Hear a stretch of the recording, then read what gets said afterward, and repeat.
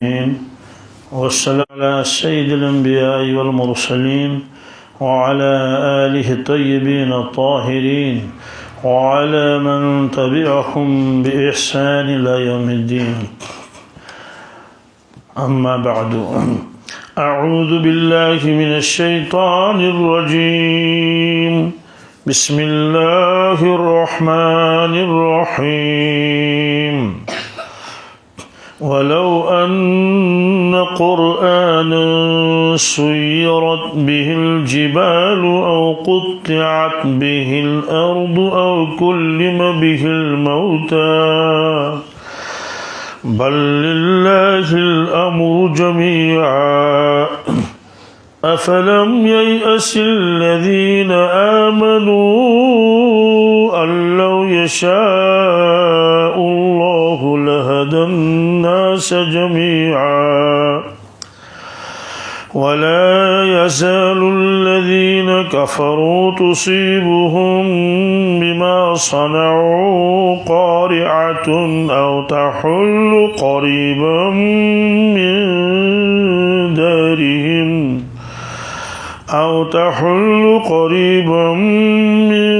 دارهم حتى يأتي وعد الله إن الله لا يخلف الميعاد.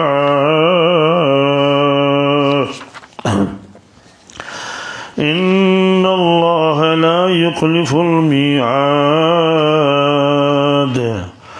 ولقد استهزئ برسل من قبلك فأمليت للذين كفروا ثم أخذتهم فكيف كان عقاب. أفمن هو قائم على كل نفس بما كسبت وجعلوا لله شركاء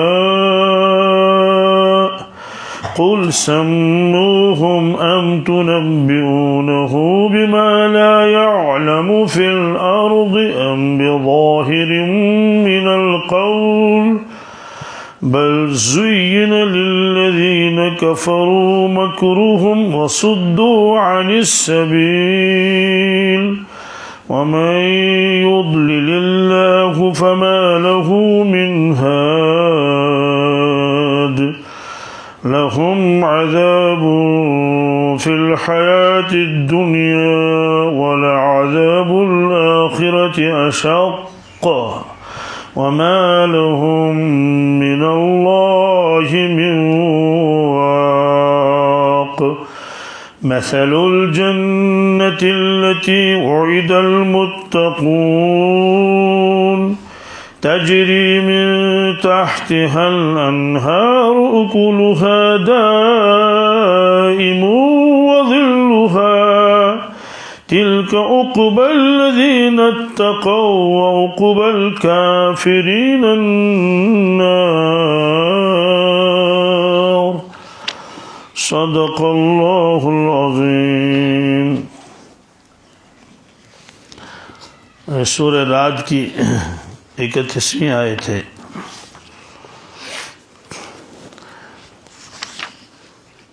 تین چیزوں کا مطالبہ کیا تھا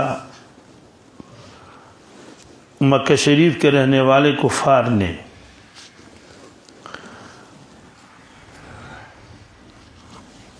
ایک مرتبہ یہ لوگ بیٹھے ہوئے تھے کعبۃ اللہ کے سائے میں، یعنی کعبۃ اللہ کے اوپر دھوپ تھی اور سایہ بھی تھا، اس میں بیٹھے ہوئے تھے یہ بڑے بڑے لوگ، جن میں ابو جہل بھی تھا اور عبداللہ بن امیہ وغیرہ تھے. تو انہوں نے عبداللہ ابن امیہ کو حضرت رسول اکرم صلی اللہ علیہ وسلم کے پاس بھیجا مشورہ کر کے کہ ان سے یہ چیزیں آپ پوچھ لیں. اس نے آ کر کہا کہ اگر آپ یہ چاہتے ہیں کہ آپ کی قوم آپ کو رسول تسلیم کرے تو آپ جو ہے چند مطالبات پورا کر دیجئے اپنے قرآن پاک کے ذریعے سے، ہم سب اسلام قبول کریں گے. وہ کیا تھے؟ نمبر 1، مکہ شریف کی زمین بہت تنگ ہے کیونکہ ہر طرف سے پہاڑ ہیں، جن میں نہ کاشت نہ ہوتی ہے، نہ باغ لگا سکتے ہیں، اور نہ دوسری ضروریات پوری ہوتی ہے، جیسے کہ پہاڑ ہے وہ بھی خشک پہاڑ، تو آپ ان پہاڑوں کو دور ہٹا دیں. جب پہاڑ ہٹ جائیں گے تو زمین فراخ ہو جائے گی، کشادہ ہو جائے گی. اور آپ خود کہتے ہیں کہ اللہ تعالیٰ نے داؤد علیہ السلام کے لیے پہاڑوں کو مسخر کر دیا تھا، تو وہ بھی اللہ کے ایک نبی تھے اور آپ بھی اللہ کے نبی ہیں، اور آپ آخری نبی اپنے آپ کو فرما رہے ہیں، اس لیے آپ کے لیے کوئی مشکل نہیں. تو ایک کام یہ آپ کر دیں کہ پہاڑ ہٹ جائیں گے تو ہم کھیتی کریں گے، جیسے مدینہ طیبہ میں کھیتی ہوتی ہے اور جیسے طائف میں ہوتی ہے، ایسے زمین کشادہ ہو جائے گی، چلنا پھرنا بھی آسان ہو جائے گا، رہنا سہنا آسان ہو جائے گا. اور مکہ شریف کی زمین واقعی ایسی ہے، کوئی بالکل جو ہے وہ پلین نہیں ہے، بس پہاڑ ہے پھر پہاڑ، ذرا سی زمین نکل پھر پہاڑ، بس یوں پہاڑ رکھ دیے اللہ تعالیٰ نے بہت سارے. تو اس زمانے میں ان کو دشواری بھی ہوتی تھی، ایک محلہ یہاں ہے، بیچ میں پہاڑ ہے، پھر دوسرا محلہ یہاں ہے، تو یہاں سے یہاں جانے کے لیے تو کئی میل چکر لگانے پڑتے تھے. ادھر سے گھوم کے آئے، ادھر سے دوسری شکل ہے کہ پہاڑ پر چڑھو پھر دوسری طرف سے اتر جاؤ.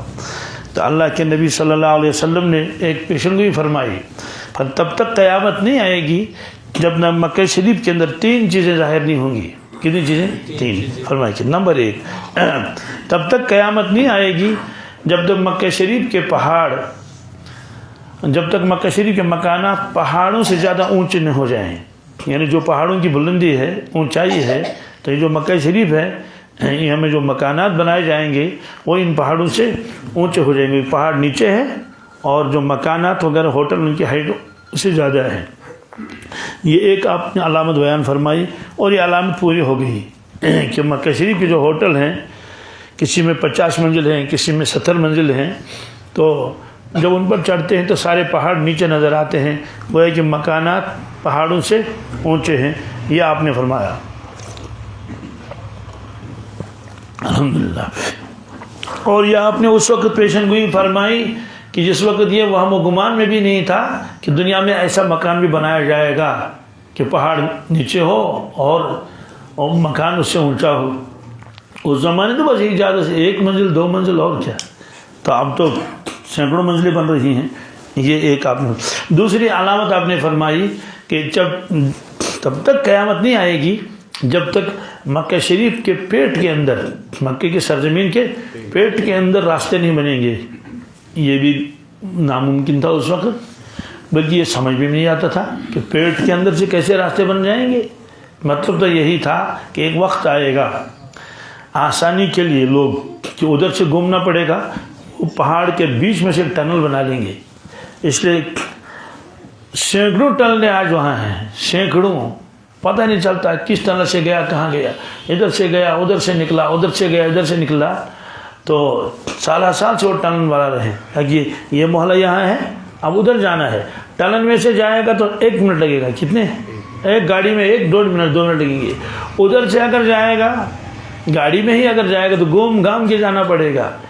یا یہ ہے کہ ایسے زگ زیگ میں راستے بنانے گے، پھر چڑھے پھر ادھر سے اترے، بہت وقت لگے گا. سب جانتے ہیں ٹنل کی وجہ سے راستہ جو ہے وہ بہت آسان ہو جاتا ہے. کتنے ہو گئے؟ 2. تیسری، اچھا یہ بھی ہوا، تو مکانات بھی بن گئے، یہ بھی ہوا، اور ٹنلیں بھی بن گئی. تیسری چیز آپ نے فرمائی تب تک قیامت نہیں آئے گی جب تک مکہ شریف کے اندر جو ہے وہ سبزہ نہیں اگے گا. کیا یعنی یہ سرسبز ہو جائے گا. یہ آپ نے اس وقت فرمایا جب اس کا تصور بھی نہیں تھا. جھاڑیاں تھیں، بس جھاڑ جھنکاڑ تھے، کچھ ایسے جنگلی درخت جیسے تھے، کوئی کھیتی نہیں ہے وہاں، کھجور کی درخت بھی نہیں، انگور کی درخت بھی نہیں، کچھ بھی نہیں، وادی غیر ذی زرع ہے. آپ نے یہ فرمایا، اور یہ علامت بھی پوری ہو گئی. کیسے پوری ہو گئی؟ کہ جگہ جگہ انہیں پارکیں بنائی، جگہ جگہ مٹی کی دور سے لائے، تو اور اس میں جو ہے وہ اب باقاعدہ ملازم لگے ہوئے ہیں اور ہر وقت اس میں پانی لگا رہیں گے، گرمی زیادہ ہے. ایسے عرفات میں درخت کوئی نہیں تھا، تو جگہ جگہ عرفات میں درخت لگائے. سوال ہے کہ جب پہلے درخت نہیں بنتے آج کیسے بنے؟ اس کے لیے محنت کرنی پڑی کہ دور دور سے انہیں مٹی لائی، زرخیز مٹی، اور پھر ڈوزر کے ذریعے سے وہ ان نے گڑھے کھودے تو ان میں وہ زرخیز مٹی ڈال دی، اس میں پودے ڈال دیے. معلوم ہے کہ پودا یہاں ہے لیکن اتنا ایریا اس کے لیے انہوں نے خود بنایا اور اس میں مٹی ڈال دی ہے، اپنی مٹی وہ نہیں ہے. تو اس طرح سے انہوں نے پورے عرفات کو بھر دیا. تو پورا عرفات بھرا ہوا اس وقت درختوں سے، بہت سارے سب سے. اس کے بعد یہ انتظام کیا کہ انہوں نے نل فٹ کیے ہیں اس میں. تو ہر درخت کے پاس ایک نل لگا ہوگا، ایک نل. تو وہ ملازم آئے گا اور یوں کھولے گا تو اس کا پیالہ جیسا بنا ہوا ہے تو وہ بھر جائے گا پانی سے. اس طرح سے اس کی ڈیوٹی لگی ہوئی ہے. تو پارکیں بنا لیے انہوں نے اور کیا کیا بنا، درخت لگائے بہت سارے. تو مکہ شریف سے مینا جاتے ہیں تو راستے میں درخت بہت آتے ہیں سڑک کے کنارے ادھر اور ادھر.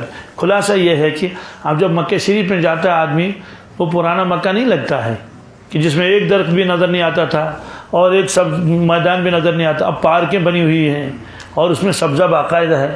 تو یہ 3 علامتیں آپ نے فرمایا. اس کے بعد قیامت آئی. اس کے بعد تو تینوں پوری ہو گئی کہ مکانات بھی اونچے ہو گئے اور راستے بھی بن گئے اور شادابی بھی آ گئی. تو یہ جو مطالبہ کر رہے تھے کفار اس زمانے میں، ایک مطالبہ یہ بھی تھا کہ یہاں زمین کی تنگی ہے، پہاڑ ہے، ایسا آپ ان پہاڑوں کو یہاں سے دور کر لیجیے. دوسری بات وہ یہ کہہ رہے تھے کہ آپ تو یہ کہہ رہے ہیں، فرما رہے ہیں کہ سلیمان علیہ السلام کے لیے اللہ تعالیٰ نے ہوا مسخر کر دی تھی جس کے ذریعے سے وہ زمین کے بڑے بڑے فاصلے نہایت مختصر وقت میں طے فرماتے تھے. آپ ہمارے لیے ایسا کر لیں، آپ ہمارے ایسا کر لیں کہ جیسے وہ ان کا تخت تھا اور وہ تخت پر بیٹھتے تھے اور تخت اڑتا تھا، ایسا کر لیجئے تاکہ ہمارا سفر آسان ہو جائے، کیونکہ ہمیں یہاں سے شام جانا پڑتا ہے، یمن جانا پڑتا ہے، لہٰذا ہمارا سفر آسان ہو جائے گا. یہ 2 سفر کرتے تھے. ان دونوں سفروں کا تذکرہ قرآن پاک میں ہے. لِإِيلَافِ قُرَيْشٍ إِيلَافِهِمْ رِحْلَةَ الشِّتَاءِ وَالصَّيْفِ. اہل عرب 2 سفر کرتے تھے سال میں. ظاہر سی بات ہے، کوئی ہوائی جہاز تو تھے نہیں، اونٹوں کا سفر، گھوڑوں کا سفر یہ تھا.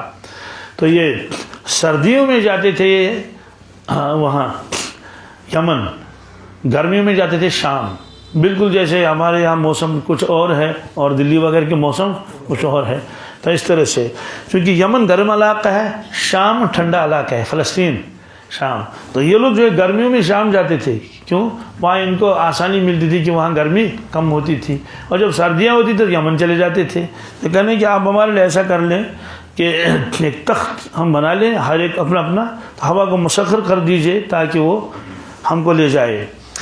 تیسری چیز وہ کہتے تھے کہ آپ کہتے ہیں عیسیٰ علیہ السلام مردوں کو زندہ کرتے تھے، کیونکہ وہ قرآن شریف تو وہ بھی سنتے تھے نا، تو ان کی زبان تھی اپنی، سمجھتے تھے کہ یہ کیا فرما رہے ہیں جب تلاوت کر رہے ہیں. تو مردوں کو زندہ کرتے تھے. آپ بھی مردوں کو زندہ کر لیں، زیادہ نہ صحیح کم از کم ہمارے دادا جان کو زندہ کر لیجئے، قصی ابن کلاب کو. وہ جب زندہ ہو جائیں گے تو ہم ان سے پوچھیں گے کہ دادا جان یہ محمد صلی اللہ علیہ وسلم فرما رہے ہیں کہ میں اللہ کا نبی ہوں، تو کیا آپ اس کی تصدیق کرتے ہیں؟ وہ بتا دیں گے ہاں ان کا دین سچا ہے، ہم سب مان لیں گے. یہ انہوں نے مطالبات کیے تھے. تو اب مسلمانوں کی دلی خواہش تھی ایسا ہو جائے، ایسا ہو جائے. تو اس پر اللہ تبارک تعالیٰ نے یہ آیت نازل فرمائی، وَلَوْ أَنَّ قُرْآنًا سُيِّرَتْ بِهِ الْجِبَالُ. اگر کوئی قرآن ایسا ہوتا اور ہم اس کو نازل کرتے جس کے ذریعے سے پہاڑوں کو چلایا جاتا، پہاڑوں کو یعنی وہ قرآن پاک ہے تو کچھ پھونک مار کے اس پر پہاڑوں پر، اور وہ پہاڑ اپنی جگہ سے سرک جاتے، ہٹ جاتے. او قطعت بِهِ الْأَرْضُ، یا زمین طے ہو جاتی، یا زمین طے ہو جاتی، کوئی ایسا اڑن کھٹولا بنا دیا جاتا اور کچھ قرآن پاک کی آیتیں پڑھ کے تو اور وہ اڑنے لگتا. تو او کلم بِهِ الْمَوْتَى، یا بات چیت کر دی جاتی اس کے ساتھ، مردوں کے ساتھ اس کے ذریعے سے. یعنی قرآن پاک ایسا آتا کہ اس کی وجہ سے یہ سارے مطالبات پیدا ہو جاتے. تو اگر ہم ایسا کرتے، اللہ تعالیٰ فرمائے کہ یہ تب بھی ایمان نہیں لاتے. کیا؟ تب بھی ایمان نہیں لاتے. اس لیے تو مطالبہ ہی ان کا غلط ہے، آپ سے ایسا ہم نہیں کریں گے. اگر ایسا ہوتا بالفرض پہاڑ اپنی جگہ سے ہٹ جاتے، پھر یہ لوگ اسلام قبول نہیں کرتے، تو پھر اللہ تعالیٰ کا جو اس کے اصول ہے وہ یہ ہے کہ پھر اس قوم کو مہلت نہیں دی جاتی، اس کو ختم کر دیا جاتا ہے. تو یہ وہی نازل ہوئی رسول اللہ صلی اللہ علیہ وسلم کے اوپر کہ اگر آپ چاہیں تو ہم ایسا کر لیں گے، کر سکتے ہیں، اللہ کے لیے کوئی مشکل کیا مشکل ہے؟ اور لیکن اس کے لیے بات یہی ہے، اگر نہیں مانیں گے تو ہم ان کو مٹا دیں گے، آپ کو اختیار ہے۔ دوسری چیز ہے کہ ان کے مطالبات پورا نہ کریں، یہ ہٹ درم ہے، اور ہم ان کو مہلت دیں گے، کیا دیں گے؟ مہلت دیں گے، ان کو وقت دیں گے، تو ممکن ہے یہ آہستہ آہستہ پھر اسلام میں قبول کر لیں۔ تو اللہ کے نبی صلی اللہ علیہ وسلم دوسری شک اختیار کر لی کہ ہم ایسا نہیں چاہتے ہیں کہ ایک ساتھ ختم ہو جائیں، اس ان کو موقع دے دیا جائے۔ تو اس وقت مسلمانوں کی یہی خواہش تھی کسی طرح سے یہ پورا ہو جائے ان کا مطالبہ، تاکہ لوگ اسلام میں قبول داخل ہو جائیں اور کام کرنا آسان ہو جائے۔ تو اس وقت اللہ تعالیٰ نے یہ فرمایا، اور آگے یہ فرمایا کہ مسلمانوں کو اب بھی امید ہے ان کے ایمان لانے کی، ابو جہل کے ایمان لانے کی، ابو لہب کے ایمان، حالانکہ اللہ کو معلوم تھا یہ مانتے نہیں ہے۔ پھر فرمایا افلم یأس الذین آمنوا، کیا اب بھی ایمان والوں کو یہ امید ہے کہ یہ لوگ اسلام قبول کریں گے، لیکن یہ ہر درم ہے، یہ قبول نہیں کریں گے۔ کیوں نہیں کریں گے؟ کہ انہوں نے بہت سارے معجزات دیکھے اور رسول اللہ صلی اللہ علیہ وسلم کی زندگی دیکھی، تو تب بھی اس نے قبول نہیں کیا ایمان، یہاں تک کہ چاند کے 2 ٹکڑے بھی ہو گئے۔ پھر اللہ نے فرمایا ختم اللہ علی قلوبہم ختم اللہ علی قلوبہم وعلی سمعہم وعلی ابصارہم غشاوہ، فرمایا اللہ نے ان کے دلوں پر مہر لگا دی ہے۔ مہر، تو جب کسی چیز کے اوپر مہر لگا دی جاتی ہے اور ٹھیلا بند کر دیا جاتا ہے، اوپر سیل لگا دیتے ہیں، تو اندر والی چیز باہر نہیں آتی، اور باہر والی چیز ہم اندر ڈالیں گے وہ اندر نہیں جا سکتی۔ جیسے بوتل کے اوپر آپ نے اس کا اوپر بند کر لیا اور ڈھکن پورا مضبوط بند کر لیا، اور اوپر سے لاش بھی لگا دی اس میں، پورا بند کر لیا، تو یہ بس یہ ایسے ہم نے ان کے دلوں کو بندر کر دیا۔ جو کفر اور شرک ان کے دلوں میں ہے وہ وہی رہے گا، ادھر سے جب اسلام کی تعلیم ڈالیں گے وہ وہاں جانے والی نہیں ہے۔ وہ خود کہتے تھے قلوبنا غلف، یہ یہود بھی کہتے تھے یعنی ہمارے دل تو غلف ہیں، غلف کی معنی یہ ہے اس میں ہے، پردے کے اندر ہے۔ بہرحال یہ فرمایا ایمان والے اب بھی امید رکھتے ہیں، لیکن یہ بات پوری نہیں ہوگی۔ افلم یأس الذین آمنوا، کیا نا امید نہیں ہے وہ لوگ؟ نہیں، اب بھی نا امید نہیں، امید ہے ان کو جنہوں نے ایمان لائے۔ کیا اللہ یشاء اللہ، اگر اللہ چاہے لہدی الناس جمیعا، سب کو ہدایت فرماتے۔ مطلب تو یہ ہے کہ اللہ تعالیٰ فرماتے ہیں زبردستی میں ایمان ان سے قبول کرنا چاہیے، فوراً کریں گے، ایسی نشانی میں اتاروں گا کیا، سب مجبور ہو جائیں گے۔ لیکن اتنی نشانیاں کیا کام ہیں؟ اللہ کے نبی صلی اللہ علیہ وسلم ایسا کلام سنا رہے ہیں، اس لیے فرمایا کہ اب ان کو فی الحال رہنے دیں، البتہ تھوڑا تھوڑا عذاب ان کو ہوتا رہے گا، ایک ساتھ ہم ان کو مٹائیں گے نہیں، کبھی ایک طرح سے، کبھی دوسرے طرح سے، کچھ دوسری طرح سے۔ وَلَا يَزَالُ الَّذِينَ كَفَرُوا تُصِيبُهُمْ بِمَا صَنَعُوا قَارِعَةٌ، اور جن لوگوں نے کفر کیا برابر پہنچتا رہے گا ان کو ان کے گناہوں کی وجہ سے، کرتوتوں کی وجہ سے کوئی نہ کوئی حادثہ، کوئی نہ کوئی، یعنی ختم بالکل ہو جائے نہیں، کوئی ایک حادثہ آئے گا، دوسرا حادثہ آئے گا، کچھ نہ کچھ حادثات آ جائیں گے، شاید اس کی وجہ سے کچھ نرم پڑ جائیں اور اپنے ان گناہوں سے، کفر شرک سے توبہ کریں۔ قرآن پاک میں بھی ہے کہ دوسری جگہ اللہ تبارک تعالیٰ کبھی کبھی گناہوں کی وجہ سے تھوڑی سی سزا دیتے ہیں انسان کو، وہ تنبیہ ہوتی ہے کہ اس کی وجہ سے یہ واپس آ جائے۔ اگر واپس آ گیا تو نور علی نور، اور اگر واپس نہیں اللہ تعالیٰ بچائے تو پھر اس سے زیادہ اس کے اوپر عذاب آ جاتا ہے۔ فلولا اذ جاءہم بأسنا تضرعوا ولکن قست قلوبہم، اللہ تعالیٰ فرماتے ہیں لوگوں نے جب گناہ کیے اور میں نے تھوڑا سا پکڑا ان کو، کان کھچائی کی، کان بالکل نہیں نکالا، کھچائی کی، تو انہوں نے رویا کیوں نہیں؟ کیا؟ اور انہوں نے معافی کیوں نہیں مانگی؟ ایسا کرنا چاہیے تھا، لیکن ایسا نہیں کیا۔ ولیکن قست قلوبہم، ولیکن ان کے دل اور سخت ہو گئے۔ دوسری جگہ اللہ تعالیٰ فرماتے ہیں وما اصابکم من مصیبت فبما کسبت ایدیکم ویعفو عن کثیر، اے دنیا کے انسانوں، دنیا میں جو تکلیف تم کو پہنچتی ہے وہ تمہارے گناہوں کی وجہ سے ہوتا ہے۔ مقدر والی بات تو ہے ہی، لیکن عام طور سے جو ناگہانی آفتیں آتی ہیں، کہیں جو ہے وہ سیلاب آ جاتا ہے، کہیں بھونچال آ جاتا ہے، فرماتے ہیں کہ اس میں تمہارے گناہوں کا دخل ہے۔ لیکن ویعفو عن کثیر، اللہ تبارک تعالیٰ بے شمار گناہوں کو ویسے ہی معاف کر دیتا ہے، اس پر پکڑ کرتا نہیں ہے، تو تھوڑی سی پکڑ کر لیتے ہیں، اور یہ اسی لیے ہوتا ہے کہ تاکہ بندہ ہوشیار ہو جائے اور اس کو سمجھ میں آ جائے کیا ہو رہا ہے یہ، تو واپس آئے۔ فرمایا کہ اسی طرح سے اہل عرب کو ہم تھوڑا تھوڑا تھوڑا کر کے ان کو آزمائش میں ڈال دیں گے اور کوئی نہ کوئی حادثہ آتا رہے گا۔ او تحل قریبا من دارہم، یا وہ حادثہ اترے گا ان کے نزدیک، ان کے گھروں سے، یعنی کبھی بھونچال آئے گا، کبھی کچھ اور ہو گیا، کوئی کچھ اور ہو جائے گا۔ حتیٰ یاتی وعد اللہ، یہاں تک کہ اللہ کا وعدہ آ جائے گا۔ مطلب تو یہ ہے کہ جنگیں ہو جائیں گی، بدر ہوا، احد ہوا، خندق ہوا، اسی طرح صلح حدیبیہ ہوا۔ صلح حدیبیہ کے موقع پر بھی پھر اس کے بعد سرایہ ہوئی۔ سرایہ کہتے ہیں اس میں جس میں حضرت خود تشریف نہیں لے گئے، غزوہ اس جنگ کو کہتے ہیں جس میں رسول اللہ صلی اللہ علیہ وسلم خود تشریف لے گئے ہوں، جیسے غزوہ احد ہے، غزوہ خندق وغیرہ۔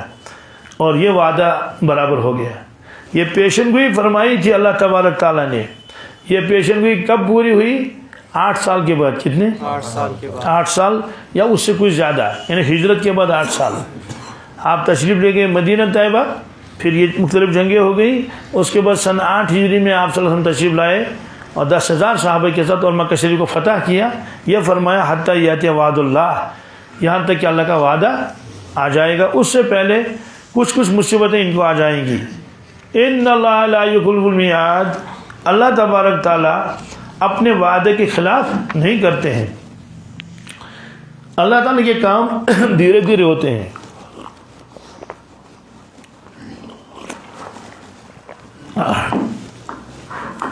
دھیرے دھیرے ہونے کا مطلب یہ ہے کہ آہستہ آہستہ اسباب کے تحت دنیا میں کام چلتے رہتے ہیں۔ اللہ تعالیٰ کو یہ بھی قدرت تھی 1-2 سال میں ہی مکہ فتح ہوتا، ایسا نہیں، ایسا آہستہ آہستہ ہو جائے گا، تو مکہ شریف بھی فتح ہو گیا۔ اس نے فرمایا جو وعدہ اللہ تعالیٰ کرتا ہے وہ ہو کر رہتا ہے۔ اس کے بعد فرمایا اللہ تبارک تعالیٰ نے رسول اللہ صلی اللہ علیہ وسلم کو، کہ ان کو دکھ ہوتا تھا جب لوگ ان کا مذاق اڑاتے تھے۔ کیا کہتے ہیں کہ ان کے پاس تو کھانے نہیں، کیوں انہیں کہتے ہیں ہم اللہ کا وہی آتی ہے نازل، کیوں ان پہ خزانہ کیوں نہیں آتا ہے؟ کیا کوئی باغ ان کو اللہ تعالیٰ کیوں نہیں دیتا ہے؟ تو اس طرح سے تو اللہ تعالیٰ نے فرمایا کہ یا رسول اللہ صلی اللہ علیہ وسلم آپ رنجیدہ نہ ہو جائیں۔ آپ سے پہلے جتنے بھی انبیاء علیہ السلام آئے ہیں تو ان کے ساتھ یہ معاملہ ہوا ہے، لوگ ان کو مذاق کرتے تھے اور ان کا ٹھٹھا کرتے تھے۔ حضرت نوح علیہ السلام نے 950 سال تک تبلیغ فرمائی۔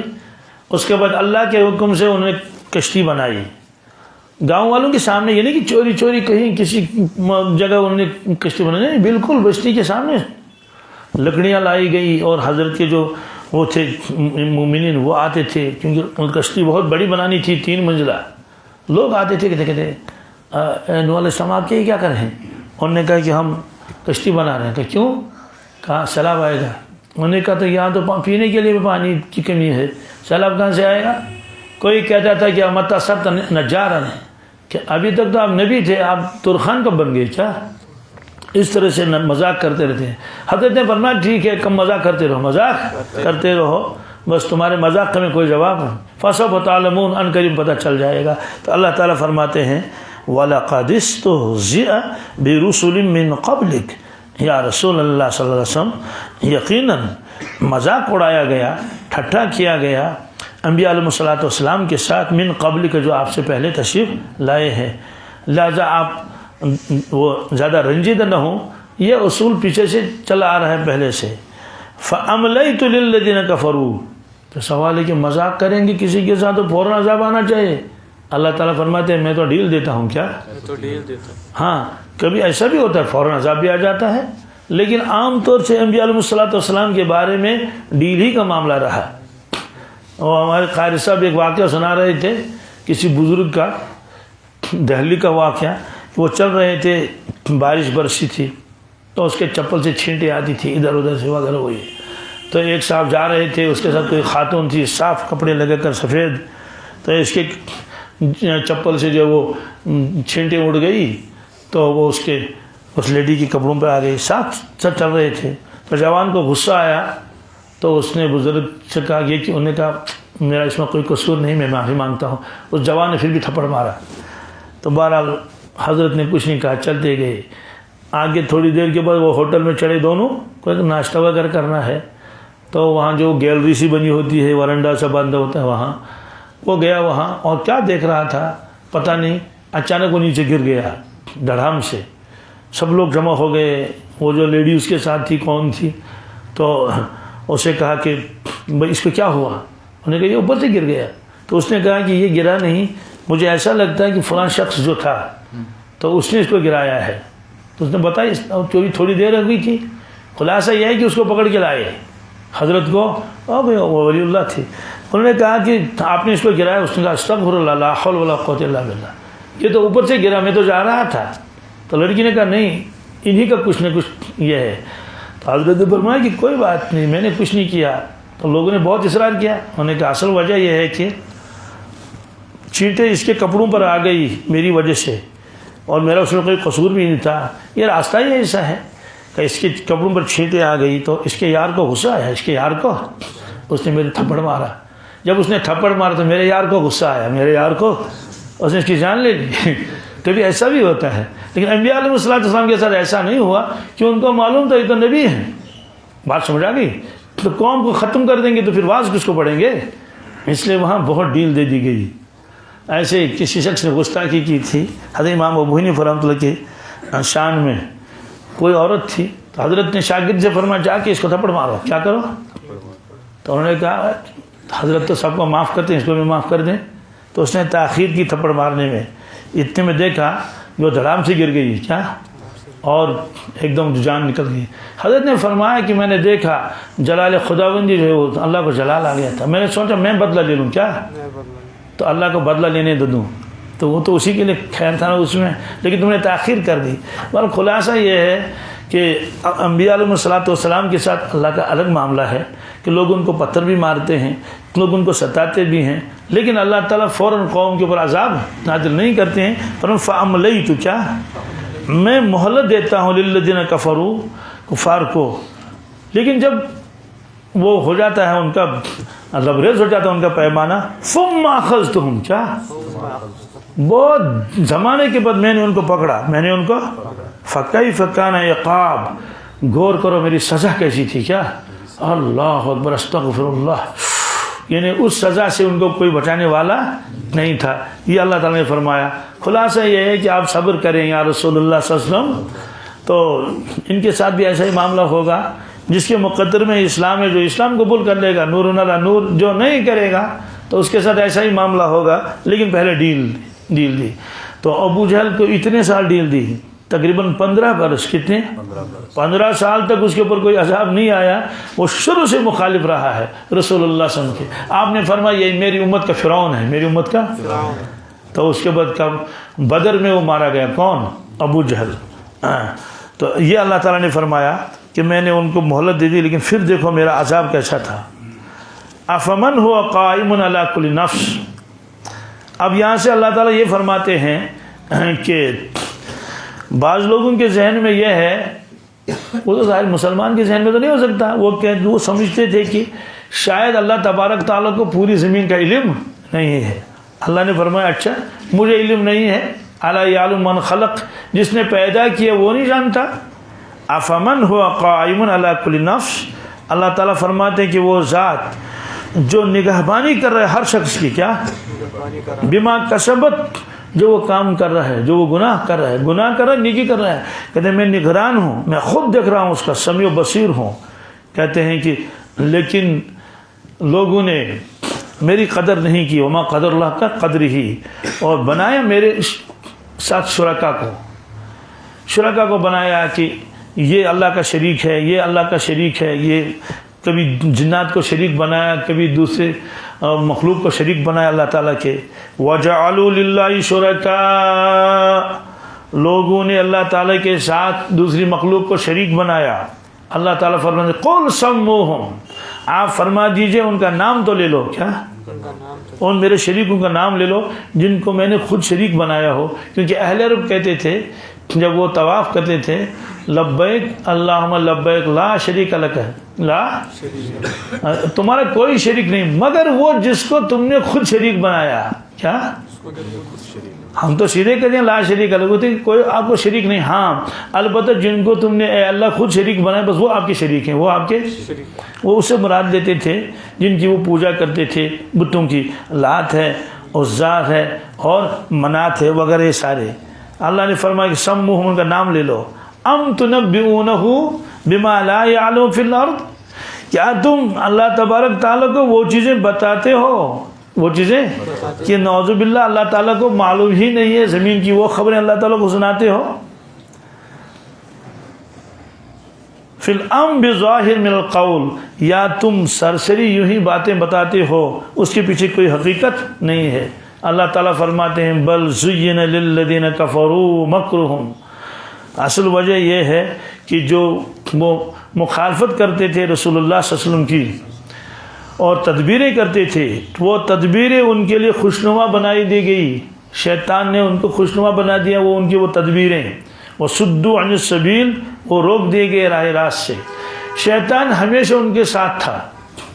قرآن پاک میں بھی ہے ایک مرتبہ مشورہ ہوا رسول اللہ صلی اللہ علیہ وسلم کے بارے میں مکہ شریف میں ان کے ساتھ کیا معاملہ کیا جائے. تو ایک میٹنگ ہو گئی اس میں باہر انہیں رکھ دیے وہ نگران کوئی اندر نہ آ جائے تاکہ بات جو ہے وہ راز فاش نہ ہو جائے. تو ایک شخص بزرگانہ شکل اختیار کیے ہوئے آیا. اس نے کہا مجھے اندر جانے کی اجازت دے دیجیے. انہوں نے کہا اجازت نہیں ہے یہاں مشورہ ہو رہا ہے. تو وہ شخص جو تھا وہ جب اندر داخل ہوا انہوں نے کہا چلو ٹھیک ہے اس کو اجازت دے دیں. اس سے کہا آپ کون ہیں کہاں سے تشریف لائے. اس نے کہا کہ میں نجد سے تشریف لایا ہوں. کیا اور شیخ نجد ہوں. وہ شیطان تھا وہ انسان کی شکل میں آیا. اسے کہا کیوں آئے. کہ تمہارا جو یہ مبارک مشورہ ہے مبارک اسے کہا اس میں شرکت کے لیے آیا ہوں. اس کو بٹھایا. تو قرآن پاک نے فرمایا کہ وہی یمکروا بک الذین کفروا لیثبتوک او لیقتلوک او لیخرجوک. کہ یہ مشورہ ہوا اس میں. یہ فرماتے ہیں اللہ تبارک تعالیٰ اس آیت میں کفار جو مشورے کرتے تھے اور جو کارروائیاں کرتی تھی وہ ان کو اچھی لگتی تھی. تو اس میں یہی ہوا کہ کیا کیا جائے. ہر ایک نے اپنی رائے دے دی. کسی نے کہا کہ ان صاحب کو ہم جلا وطن کر دیں گے. کیا ان کو یہاں سے نکالیں گے کسی دوسرے ملک میں چلے جائیں دوسرے شہر میں چلے جائیں. تو ٹھیک ہے ایسا بھی ہے. تو شیطان نے کہا بالکل نہیں ایسا نہیں کرنا. کیوں کہ اگر آپ نے ایسا کیا تو اس شخص کو اللہ تعالیٰ نے ایک کشش دی ہے. یہ جہاں جائیں گے ضرور لوگ متاثر ہو جائیں گے تو یہ پھر وہاں ایک جماعت بنا کے تمہارے پر حملہ کریں گے. اس لیے ایسا بالکل نہ کرنا. تو چلیے دوسری بات یہ ہے کہ ان کو قید کریں گے مکہ شریف میں. یہ کسی مکان میں ان کو بند کر دیں گے تو بس تاکہ تبلیغ نہ کر سکیں. شیطان نے کہا یہ بھی نہیں. کہا کیوں. کہ جتنے بھی ان کے ماننے والے ہیں صحابہ ہیں اپنی جانوں سے زیادہ پیارے ان کی جان ہے تو وہ تو لے جائیں گے ان کو نکال کے اور وہ ہوگا اور یہ ہوگا. یہ بھی نہیں. اس کے بعد ابو جہل نے کہا کہ میری رائے یہ ہے ہر قبیلے کا اور ہر محلے کا ایک ایک جوان آ جائے. یہ جمع ہو جائیں گے بہت سارے 20-30 جتنے بھی. تو پھر بیک وقت حملہ کریں رسول اللہ صلی اللہ علیہ وسلم پر ایک ساتھ ان کو شہید کر دیں. تو اس سے کیا ہوگا. اس سے یہ ہوگا کہ یہ جو بنو ہاشم ہیں بنو ہاشم اتنے سارے قبائل کا مقابلہ نہیں کر سکیں گے. ایک ساتھ ایک قبیلہ سب کا مقابلہ کیسے کریں. تو اس کے بعد یہ ہوگا کہ بھائی چلو ٹھیک ہے دیت دے دو. کیا دے دو. انہیں ایک خون بہا دے دو. جس نے مارا اس کو مارا نہیں جائے گا بلکہ خون بہا دیا جائے گا جیسے اتنے اونٹ. ابو جہل نے کہا کہ 100 کس نے کہا 1000 اونٹ جمع کر دیں گے. کیا کر دیں گے. تو اس پر طے ہو گیا کہ ہاں ایسا ہی کرنا ہے. یہ دن میں ہوا اسی رات کو حملہ کرنا ہے. اسی رات کو تو حضرت جبریل علیہ السلام تشریف لائے اور اللہ کے نبی صلی اللہ علیہ وسلم کو سب کارروائی بتائی کہ ایسا ہوگا. ایسا انہوں نے کیا. تو ٹھیک ہے. تو ابو بکر صدیق کے پاس دن میں تشریف لے گئے. وہ حیران ہو گئے اس وقت حضرت کہاں اتنی گرمی میں. آپ نے کہا ابو بکر ایک بات کرنی ہے لیکن یہ خفیہ ہے کسی کو معلوم نہیں ہونا چاہیے. انہوں نے کہا حضرت یہاں تو کوئی ہے ہی نہیں اپنی بچیاں ہیں. اچھا سنو مجھے ہجرت کا حکم آیا ہے. کیا آج رات کو مجھے جانا ہے. انہوں نے کہا حضرت میرے لیے کیا حکم ہے. آپ میرے ساتھ ہوں گے. آپ میرے ساتھ. تو بس یہ بتا کے رکھ دیا ان کو اور خود تشریف لائے. اب مغرب سے پہلے حضرت علی رضی اللہ تعالیٰ عنہ کو بلایا. ان کو یہ نہیں بتایا ہم کو کہاں جانا ہے, صرف ابوبکر صدیق کو, کیوں ان کو ساتھ لینا تھا نا. ان کو بتا دیا کہ یہاں کچھ چیزیں ہیں, امانتیں ہیں, کن لوگوں کی امانتیں کچھ ہیں, یہ فلاں کی امانت ہے, یہ فلاں کی امانت ہیں, تو اس کو آپ دیکھ لیں. پھر اس کے بعد جب اور رات کا وقت ہوا تو حضرت علی سے فرمایا رضی اللہ عنہ کہ آپ اس پر بیٹھیں گے, میرے چارپائی پر آئے آپ سو جائیں. تو یہ نہیں فرمایا میں کہاں جاؤں, بس آپ یہ کریں. انہوں نے کہا ٹھیک ہے. تو اب جب آدھی رات کے آس پاس کا وقت ہوا تو یہ سارے مشرکین آ گئے اور انہوں نے گھیراؤ کیا مکان کا, حضور صلی اللہ علیہ وسلم کے دولت خانے کا, لیکن اندر داخل نہیں رہے, حملہ نہیں کیا, بلکہ کہا کہ یہ جب نکلیں گے, کیا نکلیں گے نا باہر, تو پھر اچانک ان پر حملہ کریں گے. کہ ان کو معلوم تھا یہ رات کو اٹھتے ہیں تہجد کے وقت, یہ تو وہ بھی جانتے تھے, اس لیے وہ رہے اس میں. تو اللہ کے نبی صلی اللہ علیہ وسلم نکلے. اللہ تعالیٰ نے وہی نازل فرمائی کہ آپ سورہ یاسین کی تلاوت کریں. آپ سورہ یاسین کی تلاوت کر رہے تھے. وَجَعَلْنَا مِن بَيْنِ أَيْدِيهِمْ سَدًّا وَمِن خَلْفِهِمْ سَدًّا فَأَغْشَيْنَاهُمْ فَهُمْ لَا يُبْصِرُونَ. اور آپ نے ایک مٹھی ایسے اٹھائی ریت کی, وہاں ریت ہے وہ, یہ ایسے پھینکا, یہ تو عقل تو کہتی ہے کہ ادھر کو ریت پھینکیں گے تو ادھر ہی جائے گی, لیکن یہ معجزہ تھا. تو چاروں طرف وہ ریت بکھر گئی اور ہر ایک کی آنکھوں میں چلی گئی, ہر ایک کے. تو ظاہر سی بات ہے جب آنکھوں میں ریت جائے گی تو آدمی آنکھیں بند کرتا ہے اور یوں ملتا رہتا ہے, یوں کرتا رہتا ہے. تو جب سبوں کے آنکھوں میں ریت چلی گئی اللہ کے حکم سے, تو ایک کو دوسرے کی خبر نہیں, ایک کو, تو وہ سب یوں کر رہے ہیں, ہاتھوں کو یوں کر رہے ہیں, مسل رہے ہیں اپنے آنکھوں کو یوں. کیونکہ اتنے میں حضرت تشریف لے گئی, حضرت تشریف لے گئے. آگے انتظار میں تھے ابوبکر صدیق, تو چلے گئے بہرحال. پھر یہاں کیا ہوا, یہاں یہ ہوا کہ جب بہت دیر ہو گئی, بہت دیر ہو گئی, جو وقت ان کے تہجد کا تھا وہ بھی ختم ہو گیا. جب دیکھا حضرت تو آپ تشریف نہیں لائیں, اس لیے وہ دروازہ توڑ کے کیا کر لیا, اندر چلے گئے, دروازہ یوں کر دیا, اندر گئے. اب تو حملہ کریں گے, لیکن جب دیکھا کہ وہاں حضرت تو نہیں, وہاں تو حضرت علی ہیں رضی اللہ تعالیٰ عنہ, ان کے ساتھ ان کا کوئی وہ نہیں تھا. انہوں نے کہا کہ وہ کہاں گئے, محمد صلی اللہ علیہ وسلم کہاں گئے. انہوں نے کہا ہمیں معلوم نہیں. بہرحال آگے لمبا واقعہ ہے, مجھے صرف یہ بتانا ہے کہ اللہ تعالیٰ فرماتے ہیں کہ یہ جتنی بھی کارروائیاں کرتے ہیں یا رسول اللہ صلی اللہ علیہ وسلم آپ کے خلاف, ان کو یہ اچھی لگتی ہیں. کیا شیطان ان کو خوشنما کر کے دکھا دیتا ہے. بل زین للذین کفروا مکرہم, کہتے ہیں ان کے تدبیریں ان کو اچھی لگتی ہیں. وصدوا عن السبیل, اور اس کی وجہ سے ان کو اللہ کے راستے سے روک دیا گیا. یہ اللہ کے راستے اور صراط مستقیم پر چلنے والے نہیں ہیں. وَمَن يُضْلِلِ اللَّهُ فَمَا لَهُ مِنْ هَادٍ, اور جو آدمی ہٹ درم ہو اور جس کو اللہ تعالیٰ گمراہ کرے گا, اس کو کوئی ہدایت دینے والا نہیں ہوتا ہے. لَهُمْ عَذَابٌ فِي الْحَيَاةِ الدُّنْيَا, ان کے لیے دنیا کی زندگی میں بھی عذاب ہے. کیا ہے, کیونکہ قوم نوح پر بھی عذاب آ گیا, قوم لوط پر عذاب آ گیا, قوم اور سمود اور قوم ہود سب پر آ گیا, قوم عاد پر عذاب آ گیا ان کے اوپر. فرمایا کہ یہ تو دنیا کا عذاب ہے. وَلَعَذَابُ الْآخِرَةِ أَشَقُّ, آخرت کا عذاب تو بہت زیادہ سخت ہے. استغفر اللہ, اس کا کوئی دنیا میں اندازہ بھی نہیں لگا سکتا. تو ان کے اوپر کون سا عذاب آ گیا, یہ جو ہردرم تھے ابو جہل وغیرہ, ان کے اندر دنیا میں یہ عذاب آ گیا کہ یہ مارے گئے. تو یہ فرمایا کہ آخرت کا عذاب بہت سخت ہے جس کا کوئی تصور بھی نہیں کر سکتا. وَمَا لَهُم مِّنَ اللَّهِ مِن وَاقٍ, ان کے لیے اللہ تعالیٰ سے کوئی بچانے والا وہاں نہیں. کون بچائے گا, چلے گئے اسی میں عذاب میں گرفتار ہو گئے, بچانے کون آئے گا. ایمان والوں کے لیے تو دھمکی قرآن پاک میں ہے. ایمان والوں کے لیے اگر گڑبڑ کیا, یا ایھا الذین آمنوا قوا انفسکم واہلیکم نارا وقودھا الناس والحجارہ, اے ایمان والو اپنے آپ کو اور اپنے علیال کو بچاؤ آگ سے, جس آگ کا ایندھن انسان ہے اور پتھر ہیں. علیہا ملائکۃ غلاظ شداد, اس جہنم کے اوپر جو فرشتے ہیں وہ غلاظ بھی ہیں شداد بھی ہیں. غلاظ کے معنی آتے ہیں بے رحم, کیا کوئی رحم نہیں. شداد کے معنی زبردست طاقتور.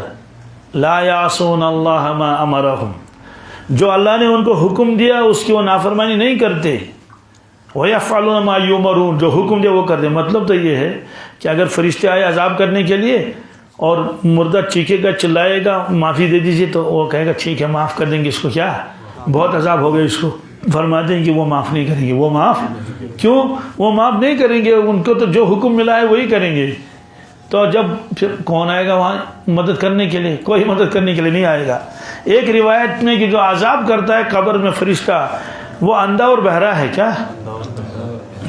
یا تو اس کا مطلب حقیقتاً اندھا بہرا ہے، یا مطلب تو یہ ہے کہ جیسے اندھے کو کچھ بھی نہیں دکھائی دیتا، وہ عذاب کرتا رہے گا اور اس کو کوئی رحم کرم نہیں آئے گا، اور اس کی چیخے گا پکارے گا. چیخ پکار کی وجہ سے بھی تو کسی ظالم کا دل تو نرم ہو جاتا ہے. فرماتے ہیں کہ چیخ پکار کتنی کرے گا، فرشتوں کا دل کبھی نرم نہیں ہوگا.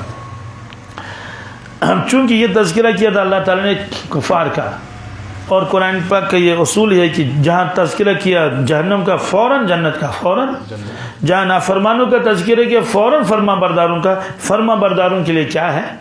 مثل الجنت التی وعد المتقون، اس جنت کی شان جس کا وعدہ کیا گیا ہے اللہ تعالیٰ سے ڈرنے والوں کے لیے. کس کے لیے؟ خدا ترسم سے. کیا شان ہے اس کی؟ تجری من تحتها الانہار، بہتی ہیں اس کے نیچے ندیاں. کیا؟ عام طور سے جب آدمی کہتا ہے کہ وہ مکان بنانا چاہتا ہے تو اگر دریا بھی ہوگا اس کے صحن میں تو بڑا اچھا لگتا ہے. کیا؟ صاف شفاف ایک دریا بہ رہا، ندی بہ رہی ہے، بس اس کے کنارے میں اس نے بنا لیا وہ اپنا مکان. جیسے پہلے زمانے کے بادشاہ تھے یہ دریاؤں کے قریب میں مکان بناتے تھے، پھر دریا کا پانی جو لگاتے ہیں کس میں؟ جیسے لال قلعے میں بھی اب تو پانی بند ہے اس میں، لیکن پہلے سے جو بیچ میں جو آپ نے دیکھا ہوگا وہ ایک بہترین سی ندی بنائی ہے انہوں نے، تو اس میں پانی آتا تھا تو اس کو استعمال بھی کرتے تھے اور وہ بہت خوشنما لگتا تھا. تو اللہ تعالیٰ نے یہ اصول کیا ہے کہ جنت میں بھی نہریں ہوں گی، جنت میں بھی نہریں ہوں گی. تو یہ نہریں من تحتہا کا مطلب ہے کہ مکان کے سامنے، مکان کے. دوسرا مطلب ہے کہ مکان کے نیچے، مکان کے نیچے. جیسے سلیمان علیہ السلام کے پاس جب بلقیس آئی تھی تو اس سے کہا قیل ادخل سرح، تو یہ سرح ہے، تو اس نے سمجھا یہ پانی ہے، اس نے اپنے کپڑے اوپر اٹھائے. کیا؟ تو حضرت نے فرمایا کہ یہ پانی نہیں ہے. کیا؟ انہا صرح ممرد بالقواریر، یہ تو شیشے ہیں، شیشوں کے نیچے پانی تھا.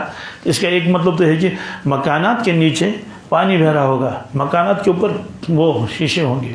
وہاں مدینہ طیبہ میں ہوٹل ہیں، تو ایک ہوٹل ایسا ہے کہ جب اس میں اندر داخل ہو جاتے ہیں تو نیچے سے پانی بہتا ہے، نیچے سے، اور اوپر سے شیشے ہیں.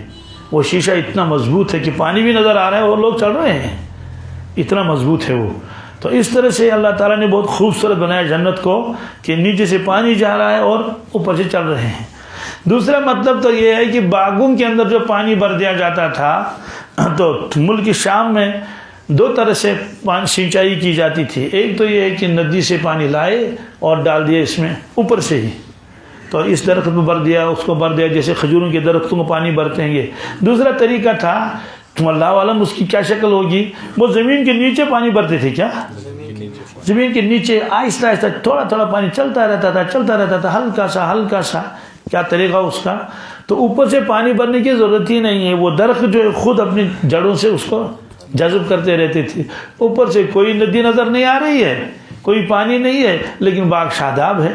تو ایک اس کا مطلب یہ بھی ہے تجری من تحتہا الانہار. اکلھا دائم، اکلھا، اس کے پھل ہمیشہ ہوں گے، اس کے پھل دائمی ہوں گے. سوال، دائمی تو یہاں بھی ہے؟ کہتے ہیں نہیں، یہاں سال میں ایک مرتبہ پھل دے گا کوئی درخت. پھل اتارا، اللہ خیر صلاح بیٹھو اب چپکے سے، سال بھر تک انتظار کرنا پڑے گا سیب کے لیے اور ناشپاتی کے لیے اور دوسری چیزوں کے لیے.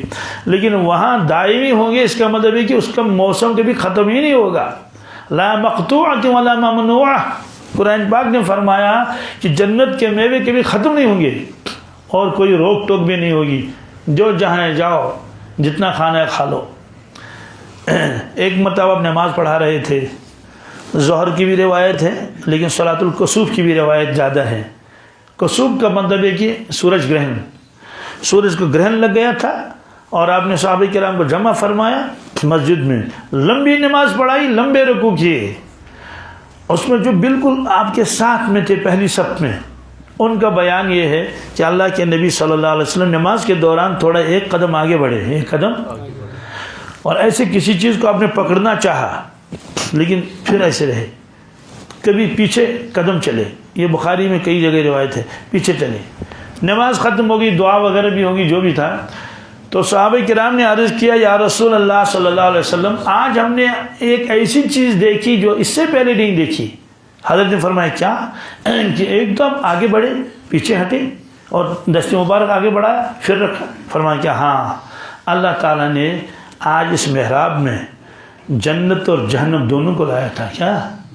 جب جنت ہمارے سامنے آئی اور اس کے کھوشے، انگور کے کھوشے، گچھے، تو میں نے ارادہ کیا کہ میں ایک گچھا اس سے توڑ لوں، تو نماز کے دوران ادھر رکھ دوں، پھر نماز شروع کر دوں، اس کے بعد آپ کو دکھا دوں یہ جنت کا خوشہ ہے۔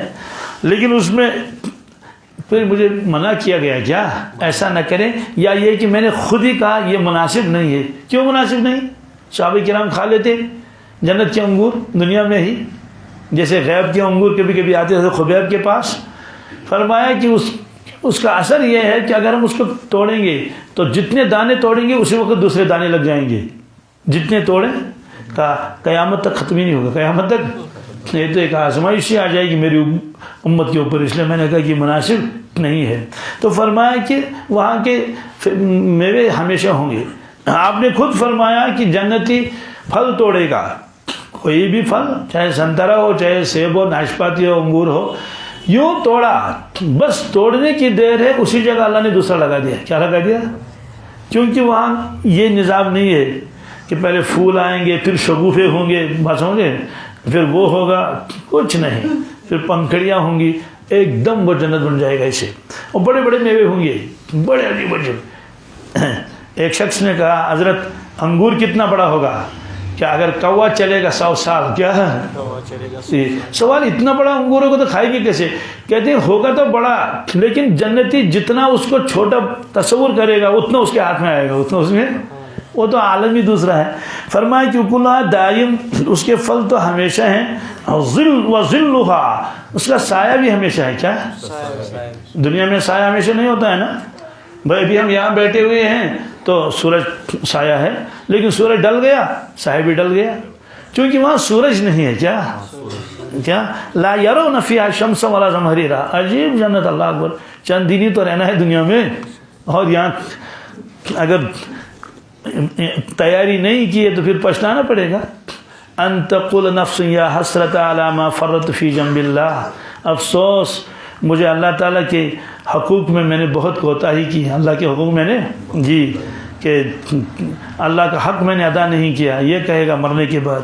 او تقول، یا تو کہے گا کہ لو ان لی کرۃ فاکون من المحسنین، کاش اگر مجھے دوبارہ بھیج دیا جاتا، کس میں؟ دنیا میں، میں مکمل تیاری کر کے لیا تھا، لیکن وہاں سے کسی کو بھیجیں گے نہیں۔ تو سایہ کتنا ہوگا؟ ختم ہی نہیں ہوگا۔ اس سے پہلے وہ روایت آئی کہ طوبہ، کیا؟ یہ طوبہ ایک درخت ہے جنت میں، الحمدللہ، تو اس کے سائے کے نیچے 100 برس تک چلے گا سوار، گھوڑ سوار، رکے گا نہیں، چلے گا، گھوڑ 100 سال ہو جائیں گے لیکن اس کا سایہ تب بھی ختم نہیں ہوگا، اس کا سایہ تب بھی۔ وہ ایسا طوبہ کا درخت ہے کہ اس میں جتنے دنیا میں پھول ہیں اکیلے میں پھول ہوں گے، جتنے میوے ہیں اکیلے میں ایسے میوے ہوں گے، تو وہ دیکھنے سے پتہ چلے گا، ایسے اندازے سے کیا لگائے گا، کیسے کیا ہوگا۔ قرآن پاک نے خود فرمایا، بلکہ اللہ کے نبی صلی اللہ علیہ وسلم نے حدیث میں فرمایا کہ جنت ایسی ہے ما لا عین رأت ولا اذن سمعت ولا خطر علی قلب البشر، ایسا منظر ہے کہ آنکھوں نے نہیں دیکھا، اور جنت ایسی ہے کہ کانوں نے سنا بھی نہیں، اور نہ کسی کے دل میں خطرہ اس کا گزرا ہے، نہیں خیال، ایسی جنت ہے۔ اس لیے اللہ نے فرمایا اکلھا دائم، اس کے پھل ہمیشہ ہیں، دائمی ہیں، وظلھا، اور اس کا سایہ بھی ہمیشہ ہے، اس کا سایہ بھی۔ جی سوال پھر کس کا سایہ ہوگا؟ روشنی کیسی ہوگی جب سورج ہی نہیں؟ فرمایا کہ سورج طلوع ہونے سے پہلے، سورج طلوع ہونے سے، ابھی سورج طلوع نہیں ہوا، تو جو ایک روشنی ہوتی ہے بس اس قسم کی روشنی ہوگی، نور کی، کس کی؟ تو سورج کی تو ضرورت ہی نہیں ہے، اسی لیے وہاں سردی بھی نہیں، گرمی بھی نہیں۔ لا یرون فیہا شمسا ولا زمہریرا، شمس، نہ تو دھوپ محسوس کریں گے پسینے آ رہے ہیں، اور نہ وہ سردی لگے گی۔ اور کھائیں گے خوب. تو صحابہ کرام نے عرض کیا یا رسول اللہ صلی اللہ علیہ وسلم ہم خوب کھائیں گے کہاں؟ آپ نے فرمایا نہ تو ناک بہے گی، ہاں نوش کھین کیا بات سمجھے، اور نہ تو پیشاب کی ضرورت پڑے گی، اور نہ منہ بدبودار ہو جائے گا کہ بھئی اب برش کر لو وہ کر لو. انہوں نے کہا ما بال الطعام، جب اتنا کھائیں گے تو وہ جائے گا کہاں؟ آپ نے فرمایا رشاع، کیا آپ نے فرمایا ایک ڈکار لے گا ہو گیا بس خوشبودار، یعنی کہ تھوڑا سا پسینہ آ جائے گا. یہی اس کی وجہ یہ ہے جنت کے میوے بنے ہوئے ہیں نور کے، کس کے؟ اور نور میں کثافت نہیں ہوتی.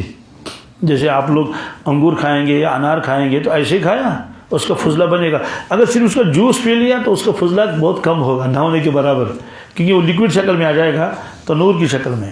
فرمایا تلک عقبی الذین اتقوا، سبحان اللہ، یہ جنت بدلہ ہے ان لوگوں کا جو دنیا میں اللہ سے ڈرتے تھے، دنیا میں سے جو متقی اور پرہیزگار تھے، پرہیزگاروں کا یہ بدلہ ہے، کرو عیش. وعقبی الکافرین النار، اور کفار کا بدلہ تو دوزخ ہے، کفار کا بدلہ تو دوزخ ہے.